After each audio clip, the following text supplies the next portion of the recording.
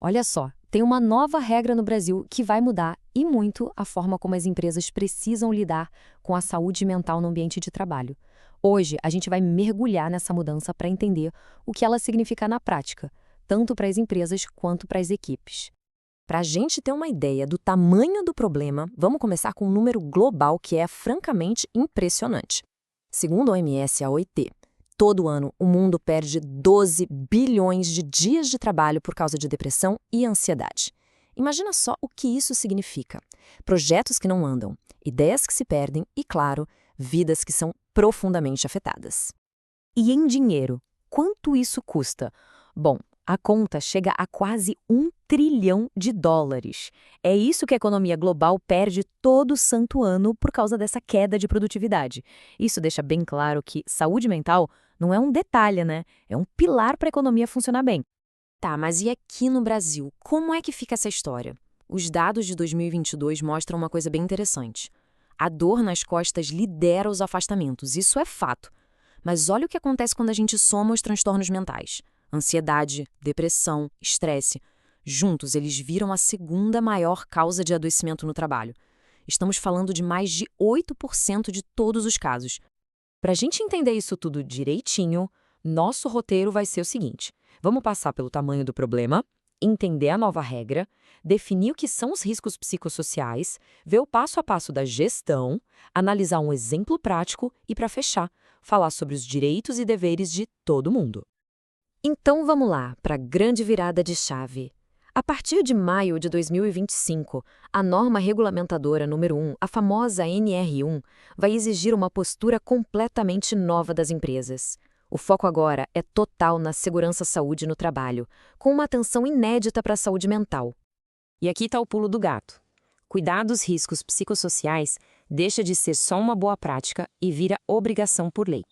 A norma é super clara. Avaliar e controlar esses riscos agora faz parte do jogo para todas as empresas, sem exceção.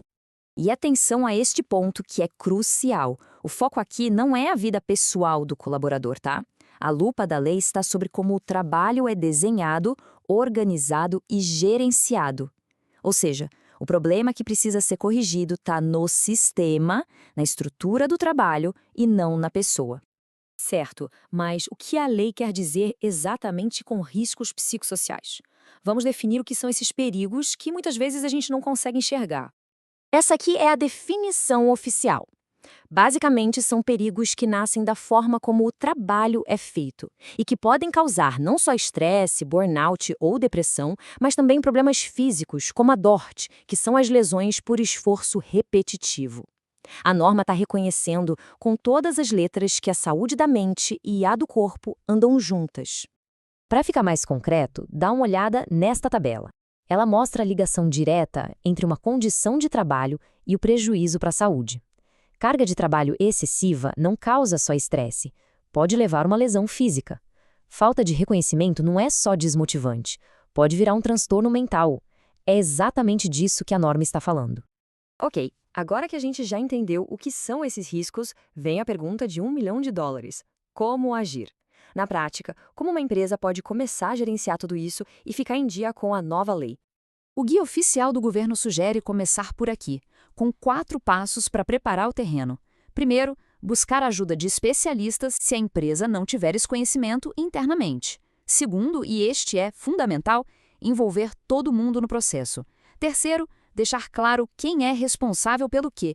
E quarto, comunicação aberta e transparente com os trabalhadores o tempo todo. Sem essa base, fica difícil construir algo sólido. Dentro desse processo, tem 2 siglas que a gente precisa entender bem, a AEP e a AET. Pensa assim, a AEP, que é a Avaliação Ergonômica Preliminar, é como se fosse um check-up geral. É o primeiro passo obrigatório que toda empresa tem que dar para identificar os perigos. Já a AET é tipo uma ressonância magnética, uma análise muito mais profunda para casos complexos que aquele check-up inicial não conseguiu resolver. O ponto é, todo mundo começa pelo check-up, pela AEP.